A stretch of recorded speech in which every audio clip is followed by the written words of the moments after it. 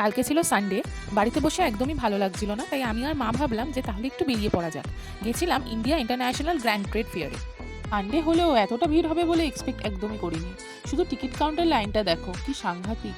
ছিল নানান রকম এন্টারটেইনমেন্টস অ্যান্ড ফান অ্যাক্টিভিটিস। পুরো মেলাটাই যেন ছিল একটা আলাদাই দুনিয়া। আর তারপরেই পেলাম আসল খাজানার সন্ধান।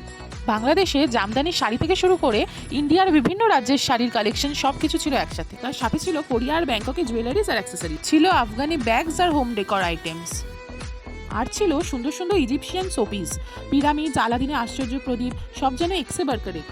তারপর দেখলাম ফুড কর্নার। বাহ, মনে হলো এখানে এসে ডায়েট ভুলে যাওয়া ছাড়া আর উপায় নেই।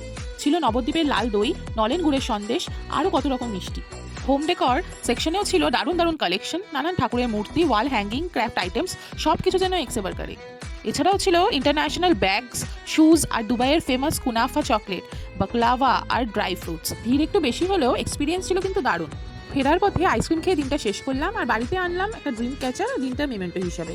তাহলে আবার কাল দেখা হচ্ছে একটা নতুন ভিডিও নিয়ে। Till then, stay happy and keep watching pews world.